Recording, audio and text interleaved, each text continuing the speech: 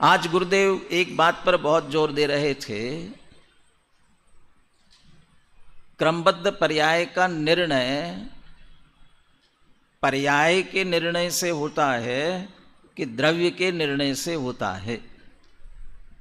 क्रमबद्ध पर्याय का निर्णय पर्याय के निर्णय से होता है कि द्रव्य के निर्णय से होता है। चर्चा तो विस्तार से इसी बात की चल रही है कि पर्याय अपने क्रम में निश्चित है, क्रमबद्ध है, उन्हें आगे पीछे नहीं किया जा सकता। परंतु ये क्रमबद्ध है ऐसा निर्णय किसे सच्चा होता है। बार बार ये कह रहे थे, द्रव्य का निर्णय हो तो पर्याय का निर्णय सच्चा होता है। द्रव्य का निर्णय यदि नहीं हुआ है तो पर्याय का निर्णय सच्चा नहीं है। चूँकि प्रारंभ से गुरुदेव इस बात को कह रहे हैं, इसके निर्णय से ज्ञायक स्वभावी आत्मा पर दृष्टि जानी चाहिए, ज्ञायक स्वभावी आत्मा पकड़ में आना चाहिए। अकर्तृत्व, यहाँ एक आज ये भी याद किया था, दृष्टांत पुरस्सरम अकर्तृत्वम दर्शयति, आत्मना अकर्तृत्वम दर्शयति।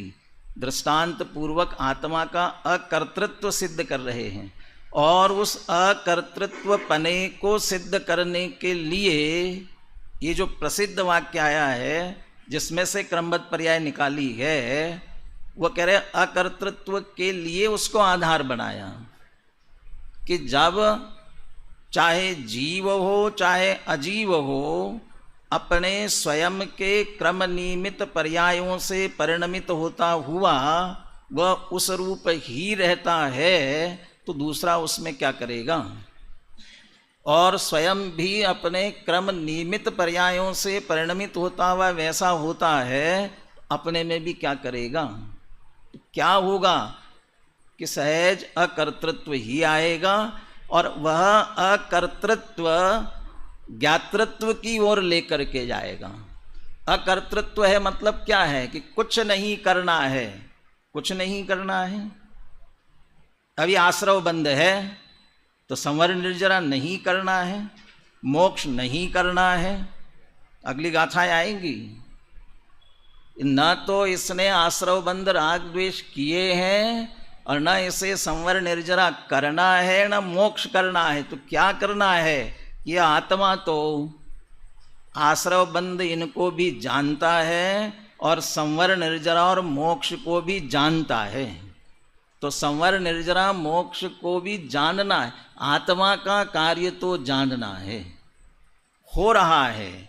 वो उसने ये जो स्वीकार कर लिया, अकर्तृत्व आया, अकर्तृत्व से ज्ञातृत्व की ओर आए, तो समझ लेना अकर्तृत्व का निर्णय यथार्थ हुआ और वह ज्ञातृत्व का निर्णय वीतरागता की ओर ले जाता है और उस वीतरागता से दृष्टि द्रव्य पर आती है और द्रव्य का जब ये स्वीकार होता है तब वह पर्याय क्रमबद्ध है, इसका निर्णय यथार्थ कहलाता है। माने दृष्टि द्रव्य पर आई तो क्रमबद्ध पर्याय का निर्णय यथार्थ हुआ। अकेला पर्याय क्रमबद्ध है, क्रमबद्ध है, इतना ही निर्णय करते रहे तो उसका निर्णय सच्चा नहीं है। अब वो संप्रदाय की बात भी कर रहे थे और दिगंबर संप्रदाय में भी जो चर्चा हुई, दोनों की बातें कर रहे थे। वहाँ तो ये कह रहे थे संप्रदाय में, जो सर्वज्ञ भगवान ने देखा वैसा ही होता है। तो कहते अच्छी तरह आपको स्वीकार है, सर्वज्ञ भगवान ने देखा वैसा ही होता है, तो आपको सर्वज्ञता सर्वज्ञ का स्वीकार है कि नहीं। सर्वज्ञ क्या है, सर्वज्ञ कैसे होते हैं, ये स्वीकार है कि नहीं है। और सर्वज्ञ स्वीकार है।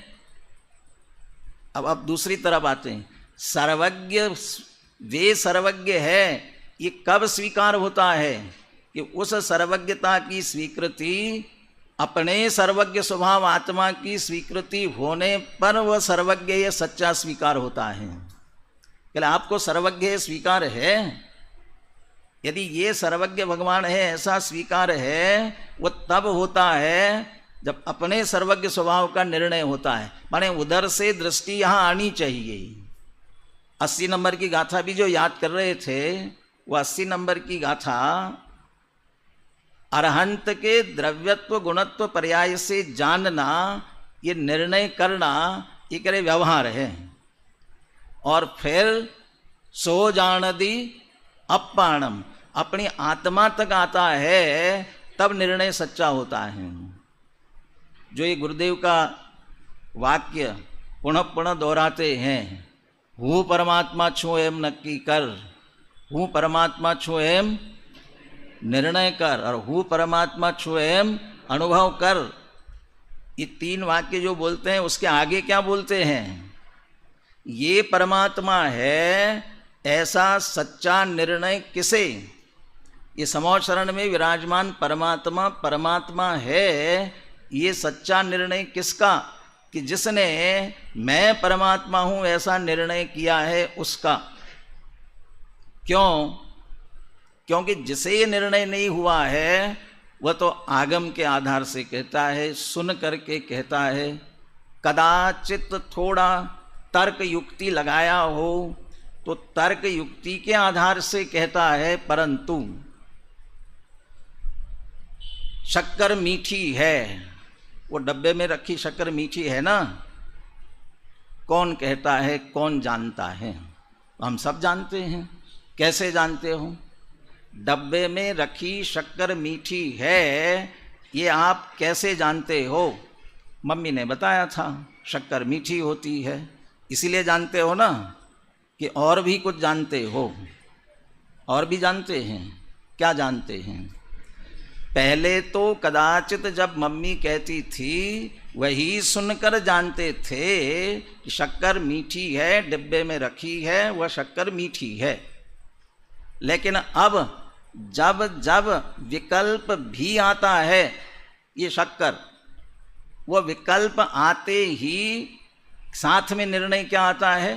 ये मीठी है। क्यों आता है? क्योंकि उस शक्कर को हमने चखा है और स्वयं चख करके निर्णय किया है कि हाँ मीठी होती है। कैसी मीठी होती है? और वो भाव वहाँ कार्य करता है, तब ये कहते हैं ये शक्कर मीठी है। ऐसा ही कह रहे हैं, ये परमात्मा है, ऐसा परमात्मा स्वरूप आत्मा मैं स्वयं हूँ, ऐसा जिसने स्वयं में निर्णय कर लिया, फिर उसे ख्याल आता है कि हाँ ये परमात्मा है, इसलिए कह रहे उसका वह निर्णय सच्चा है। तो सर्वज्ञ है, ये जाना तो अपने सर्वज्ञ स्वभाव का निर्णय आया, तो वे सर्वज्ञ है ऐसा निर्णय करना वो सच्चा है। द्रव्य से पर्याय का निर्णय होता है या पर्याय से द्रव्य का? यहाँ गुरुदेव इस बात पर जोर दे रहे हैं, हम क्रमबद्ध पर्याय की बात कर रहे हैं, लेकिन ये क्रमबद्ध है, ये क्रमबद्ध पर्याय का निर्णय जब तक द्रव्य स्वभाव का निर्णय नहीं होगा तब तक सच्चा नहीं है। तो द्रव्य स्वभाव का निर्णय होने पर पर्याय स्वभाव का निर्णय, या पर्याय से द्रव्य का निर्णय, किससे किसका निर्णय करना? समय सार के परिशिष्ट में यही प्रश्न उठाया कि आप पूरे ग्रंथ में आत्मा को ज्ञान मात्र है, ज्ञान मात्र है, ऐसा ही क्यों कहते रहे? ज्ञान मात्र, ज्ञान मात्र। आपको तो आत्मा की बात करनी थी, आप ज्ञान की बात करने लगे, ज्ञान मात्र कह करके ज्ञान से चर्चा करने लगे। तो वहाँ अमृतचंद्र आचार्य ने उत्तर दिया, लक्षण की प्रसिद्धि से लक्ष्य की प्रसिद्धि होती है। लक्षण प्रसिद्ध होता है तब लक्ष्य प्रसिद्ध होता है। तो ज्ञान लक्षण है और ज्ञान लक्षण से लक्ष्य स्वरूप आत्मा को प्रसिद्ध करना है, इसलिए ज्ञान से आत्मा तक पहुंचाते हैं। तो फिर ज्ञान तो पर्याय हो गया ना, ज्ञान से लक्षण से लक्ष्य की प्रसिद्धि कर रहे हैं, तो पर्याय से द्रव्य की सिद्धि कर रहे हैं ना। तो यहाँ द्रव्य से फिर पर्याय की ओर आ रहे हैं, ऐसा क्यों कह रहे हैं? ये निर्णय करते समय निर्णय इधर से किया, ये सर्वज्ञ परमात्मा है, उनका निर्णय किससे किया? पर्याय से ही किया ना। लेकिन उस पर्याय को पूरे द्रव्य पर घटित करना और फिर अपने पर घटित करना, ये द्रव्य की पर्याय नियमित है, क्रम नियमित है। तो अकेले आप पर्याय का लक्ष्य कर रहे हैं, इसका उद्देश्य द्रव्य पर लेकर के जाना है और द्रव्य तक आप नहीं पहुंचे हैं, तो आपका निर्णय सुनने मात्र का है, कहने मात्र का है। इसलिए जिसको द्रव्य स्वभाव का निर्णय हुआ वो उसका निर्णय सही है, यथार्थ है, ये कहना चाहते हैं। वस्तु का स्वरूप कितना निर्भर करता है, कितना निश्चिंत करता है। सचमुच में एकांत में बैठकर विचार करे वस्तु स्वरूप का। इसलिए गुरुदेव को महिमा आती जिनवानी की और वस्तु स्वरूप की, वो उस निर्भर होते ही दृष्टि सहज स्वरूप की ओर आती है। बार बार ये बात हो रही है, द्रव्य में गुण में अशुद्धता नहीं है, पर्याय में अशुद्धता आती है। द्रव्य गुण अशुद्ध नहीं होता, पर्याय अशुद्ध होती है। कैसे अशुद्ध होती, क्यों अशुद्ध होती है, कैसे होती है अशुद्ध? द्रव्य और गुण क्यों अशुद्ध नहीं होते हैं? अगर द्रव्य और गुण में ऐसा कुछ है नहीं, अशुद्ध नहीं होती, तो द्रव्य गुण में ऐसा नहीं, तो पर्याय अशुद्ध कैसे हो रही है? और पर्याय मात्र पर्याय को अशुद्ध क्यों कह रहे हैं? पानी गर्म होता है, तो पानी जब गर्म हुआ, पानी गर्म होता है कि पानी की पर्याय गर्म होती है? पानी गर्म होता है कि पानी की पर्याय गर्म होती है? कौन? भैया पूरा पानी ही उस समय गर्म हुआ है, तो आप समझो कि तो पानी की पर्याय गर्म है। वो बाबूजी का एक व्यंग है ना, युगल जी बाबूजी का, वो एक ऐसा ही तथा कथित अध्यात्मी डॉक्टर के पास पहुंचा और डॉक्टर के पास पहुंच करके कहा कि मेरी पर्याय को बुखार आया है, इलाज करो। किसे बुखार आया है? मेरी पर्याय को बुखार आया है। वो कहने लगे अच्छा तो ले आओ पर्याय को, इलाज करते हैं पर्याय का। तो वो डॉक्टर समझ रहा है कि इनकी पत्नी का नाम पर्याय होगा और उसे बुखार आया है, तो ले उसको ले आओ, इलाज करते हैं। अरे ये मेरी पर्याय है ना, इसे बुखार आया, तो सीधे बोलो ना मुझे बुखार आया है। तो डॉक्टर के पास जा कर के तो यही कहना पड़ेगा मुझे बुखार आया, इलाज करो। तो मेरी पर्याय को बुखार आया है। जिस समय, और ये भी बात भी हो रही है, द्रव्यम जम उपजई, द्रव्य जिससे उत्पन्न होता है, जीवो ही तावत क्रम नियमित आत्म परिणाम उत्पद्यमानो जीव एवं, जिस पर्याय से परिणमित हो रहा है उस समय वह है। तो एक तरफ तो ये कहते हैं सोने की डली से अंगूठी बनाई, तो अंगूठी सोने में बनी कि अकेली पर्याय में बन गई? वह सोना पूरा का पूरा अंगूठी रूप से परिणमित हो गया ना। तो जब सोना अंगूठी रूप से परिणमित हो गया तो फिर पर्याय अलग कहाँ रही द्रव्य से? द्रव्य गुण तो शुद्ध रहे, अकेले पर्याय में अशुद्धि आई। बरसात का पानी कीचड़ मैला हो गया, तो पानी मैला हो गया कि अकेली पानी की पर्याय मैली हो गई है? इसलिए तो टोडरमल जी ने उदाहरण दिया निश्चयाभासी को। यदि पानी, गर्म पानी को स्वभाव से ठंडा मानकर अभी पिएगा तो जलने वाला है। भाई स्वभाव से तो ठंडा है ना, लेकिन अभी ठंडा मान करके पिएगा तो जलेगा। तो फिर पानी गर्म हो गया ना, इसलिए द्रव्य अशुद्ध हो गया ना, पर्याय अशुद्ध हो गई ना। अरे यही तो ये समझा रहे हैं। ये 190-91 गाथा जो अपन ने पढ़ी थी, यही तो कहा अशुद्ध नय से अशुद्ध आत्मा की प्राप्ति और शुद्ध नय से शुद्ध आत्मा की प्राप्ति। हमारा देखने का दृष्टिकोण क्या है, वह उस दृष्टिकोण पर वस्तु स्वरूप तो है जैसा है, अब उसे देखना कैसा। कभी कभी तो मुझे लगता है कि कबाड़ी अच्छा अपने से। कबाड़ी जानते हो ना, कबाड़ी किसे कहते हैं? हाजी, अब वो कबाड़ी अकेले लोहे का ये सामान लेने वाला कबाड़ी हो, लोहे का इकट्ठा करने वाला। अब यहाँ जो रोड में घूमते हुए कबाड़ी आते हुए तो सब इकट्ठा करके ले जाते हैं आपके घर से, प्लास्टिक भी, कागज भी, लोहा भी।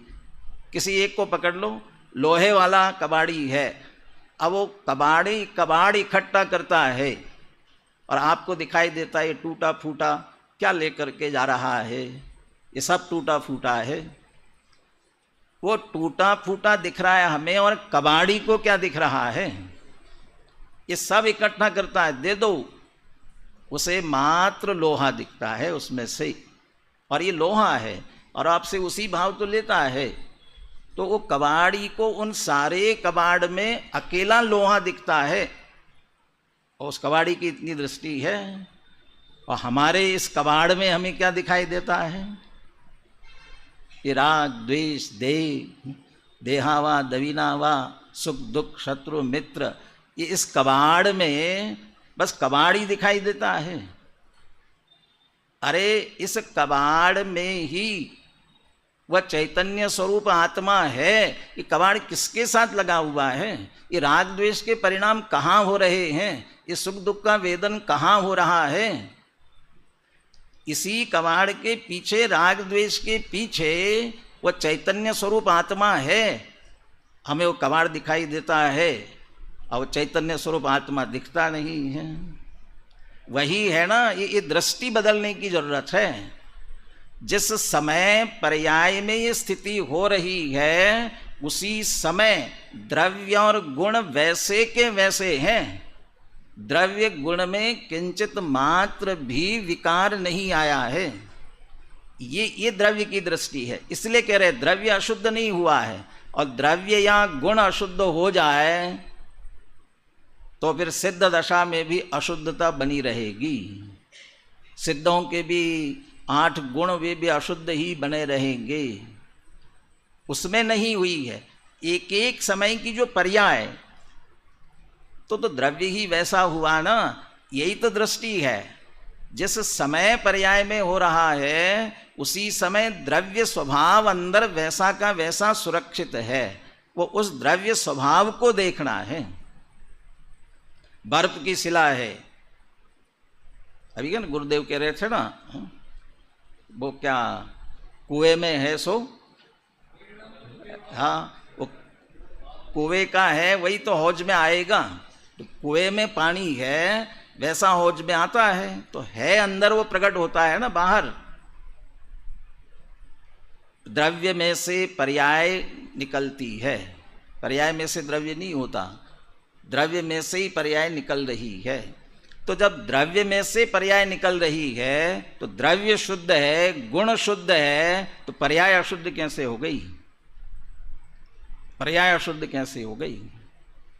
अब वहां गुरुदेव 2 दृष्टि से देख रहे हैं। एक दृष्टि तो ये देख रहे हैं, पर्याय उस समय अपनी योग्यता से अशुद्ध हुई है, किसी पर ने उसे अशुद्ध नहीं किया है, कर्म ने उसे अशुद्ध नहीं किया है। और पंचास्तिकाय का आधार विकार के षटकारक, वो विकार के स्वयं के हैं। पर्याय के षटकारक पर्याय पर है, द्रव्य में से निकल रही है। अब वह पर्याय स्वयमेव विकारी हो रही है। वो स्वयं विकारी कैसे? द्रव्य में से निकल रही है तो अपनी योग्यता से। क्या योग्यता हुई? वह बर्फ से, यदि बर्फ प्रति समय पिघल रही है ना, तो बर्फ प्रति समय पिघल रही है, और पिघल करके जो पानी उसमें से निकलेगा वह ठंडा निर्मल स्वच्छ बर्फ दिख रही है। तो वैसा शीतल और निर्मल ही पानी निकलेगा कि मैला निकलेगा? और वो निकल रहा है, और उसी समय ऊपर में कोई गुलाल या कोई रंग गिर रहा है, उधर से पानी की एक एक पिघलते हुए पिघल रहा है और इधर से गुलाल या कोई गिरता जा रहा है, क्या होगा? जैसे वह निकली, पानी पिघला, इधर गुलाल गिरी, और वो पानी कैसा हो गया? लाल हो गया। वो पानी लाल हुआ और वो बर्फ की शिला कैसी रही? बर्फ की शिला कैसी रही? वो अंदर बर्फ की शिला वैसी ही शीतल और निर्मल रही। फिर वह पानी प्रति समय निकलते ही पिघलता जा रहा है ना, वो पिघला, ऊपर से गिरा, लाल हुआ। वो लाल हुआ पानी कहाँ चला गया? वो जो पानी पिघल करके चला गया ना, उसके साथ में लालिमा चली गई। अब वह बर्फ की शिला वैसी की वैसी रही। वो निकलने वाली पानी की धार पिघल करके वो लाल क्यों हुई? क्योंकि उसने उस गुलाल का आश्रय किया, गुलाल का संयोग किया, गुलाल का संयोग हुआ, इसलिए वह मैली हुई। और जिस निकलने वाली ने गुलाल का आश्रय, समझो ऐसी है और थोड़ी सी ऐसी तिरछी है, और एक तरफ गुलाल गिर रही है और एक तरफ गुलाल नहीं गिर रही है, इधर पानी निकलता जा रहा है, इधर भी पानी पिघलता जा रहा है, इधर का पानी स्वच्छ निर्मल निकल रहा है। क्यों? क्योंकि गुलाल का आश्रय नहीं कर रही हैं और ये आश्रय कर रही है। ऐसा ही द्रव्य से निकलने वाली पर्याय शुद्ध निर्मल ही निकलती है, ऐसा समझो।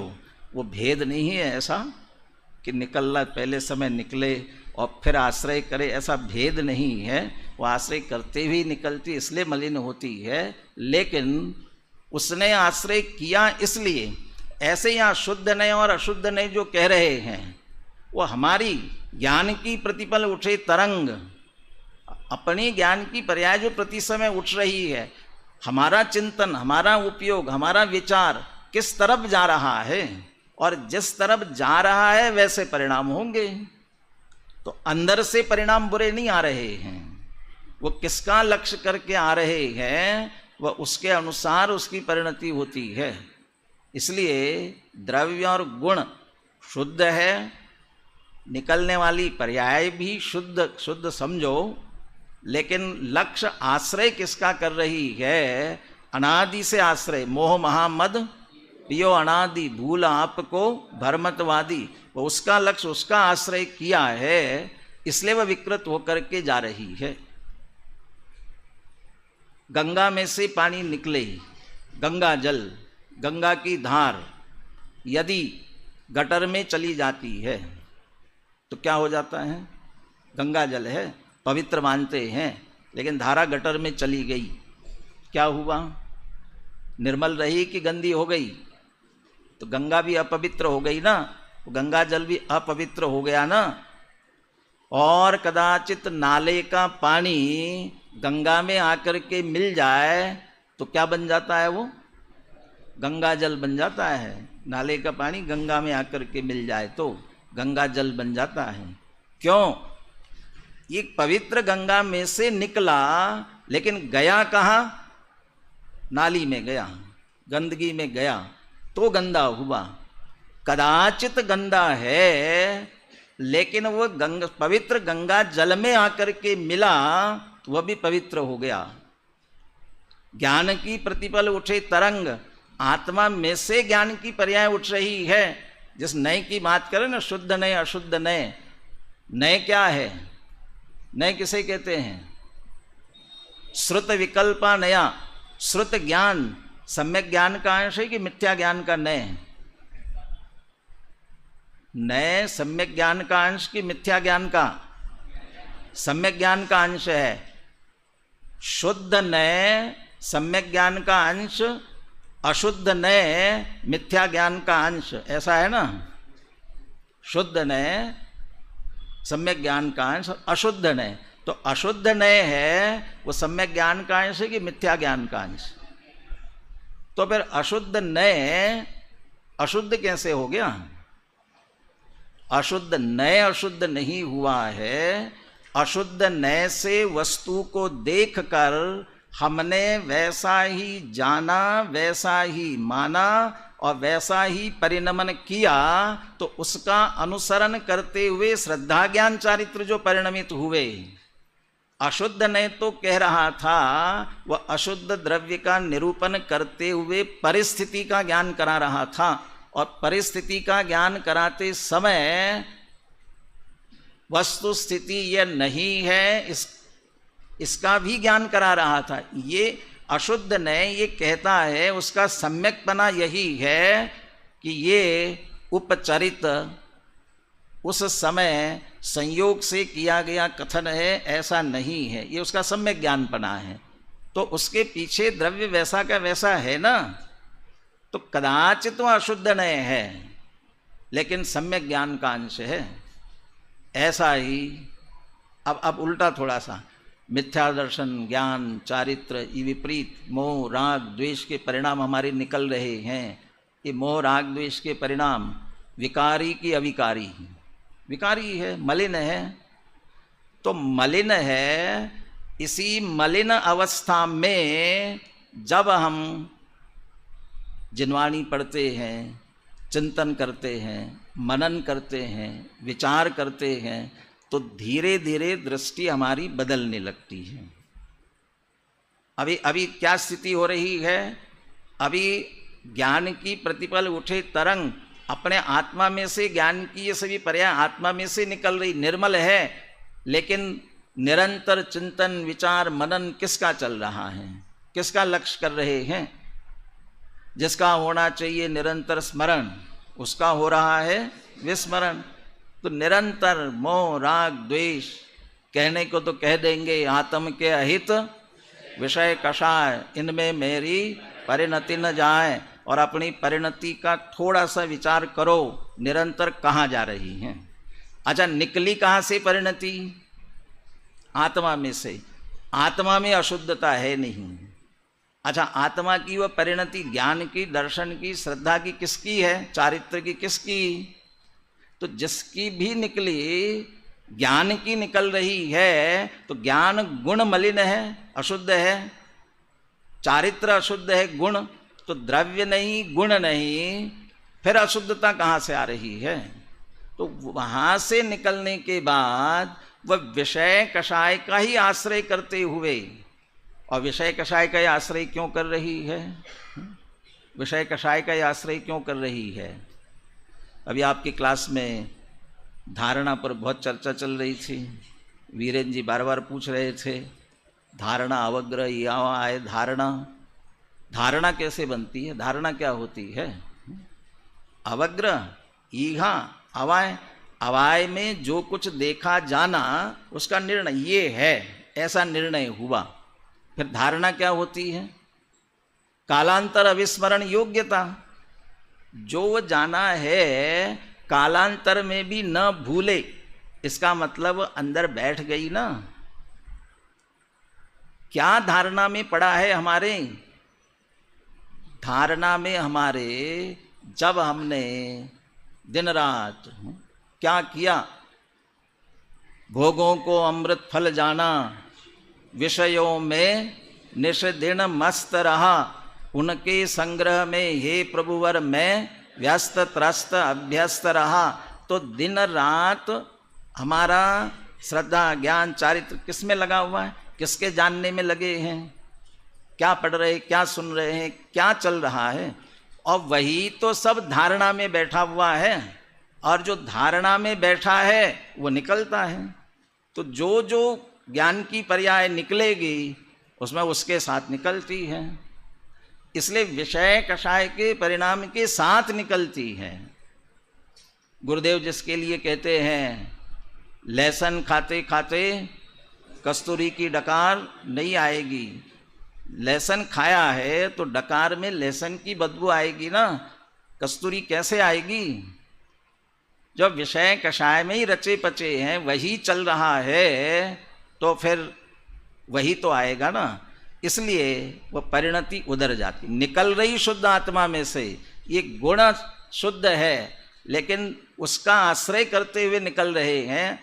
निर्मल गंगा में से निकला हुआ जल ऐसे आत्मा में से निकली हुई परिणति विषय, कषाय, राग, द्वेष इनका ही आश्रय कर रही है, वह अशुद्ध नहीं।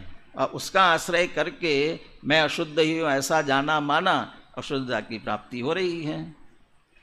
लेकिन इसी अवस्था में तो फिर क्या करें? बहुत से ये कहते हैं ये तो ऐसे विकार के परिणाम तो चलते रहते हैं, हमारे पास इतना ज्ञान नहीं है। दोनों का समाधान है। इसी विकार की अवस्था में ही जब हम अपना परिणाम बदल करके स्वाध्याय करने लगते हैं, चिंतन मनन करने लगते हैं, अब हम माने हम दे क्या रहे हैं? अपने विचारों को क्या दे रहे हैं? अरे हम तो पढ़ते हैं ना, ये कैसा पढ़ते हैं और विषय कषाय के परिणाम जो होते हैं उनको कैसा पढ़ते हैं। खुशी से पढ़ा गया हमेशा के लिए याद रहता है, और वैसे ही पढ़ लिया तो याद नहीं रहता है। धारणा में ये बातें धारणा में क्यों नहीं रहती, वो बातें धारणा में क्यों रहती है? क्योंकि विषय कषाय की रुचि पड़ी है, उनको रुचि पूर्वक सुनते हैं, रुचि पूर्वक पढ़ते हैं। हंस स्मरसि द्रव्याणि पराणि प्रत्यहम यथा तथा चेत शुद्ध चिद्रूपम मुक्ति किम तेन हस्तगा। हंस स्मरसि द्रव्याणि पराणि प्रत्यहम यथा, अरे जैसा परद्रव्यों का चिंतन कर रहे हो वैसा यदि शुद्ध चिद्रूपम अपने शुद्ध चिद्रूप आत्मा का वैसा स्मरण करोगे, मुक्ति किम तेन हस्तगा, मुक्ति आपके हाथ में क्यों नहीं आएगी? कैसा? परद्रव्य का जब हम चिंतन करते हैं उसका रुचि पूर्वक मेरे लिए सुखदायक है, अच्छा है, ऐसा मान करके करते हैं, इसलिए उसमें उपयोग ज़्यादा लगता है, वो धारणा में रहता है, इसलिए पुनः पुनः निकल करके आता है। और अपनी शुद्ध आत्मा का जनवाणी का अध्ययन करते हैं तो वैसी रुचि जनवाणी के अध्ययन के समय होती है क्या? बोले वैसी रुचि पूर्वक पढ़ेंगे, अब ये रुचि बदलेगी, परिणाम को बदलेगी। अब है अशुद्धता में पड़े हैं, लेकिन उसका विषय हमने अपने द्रव्य गुण पर्याय को, शुद्ध आत्मा को, जनवाणी के इन विषयों को अपन ने दिया, तो अभी अशुद्धता में है, लेकिन शुद्ध आत्मा की तरफ उसको मोड़ दिया तो फिर वह पर्याय भी निर्मल हो जाती है, पर्याय भी निर्मल हो जाती हैं। द्रव्य और गुण तो निर्मल है ही, इसलिए दृष्टि बदल करके इधर दृष्टि लानी है और एक शुद्ध आत्मा का लक्ष्य, शुद्ध आत्मा का आश्रय करना है। क्योंकि वह शुद्ध आत्मा जिसका लक्ष्य, जिसका आश्रय करना है, उसको बताने वाला शुद्ध नय है, इसलिए वह दृष्टिकोण, वह शुद्ध नय का दृष्टिकोण बना करके शुद्ध आत्मा को देखते हैं तो शुद्ध आत्मा की प्राप्ति होती है।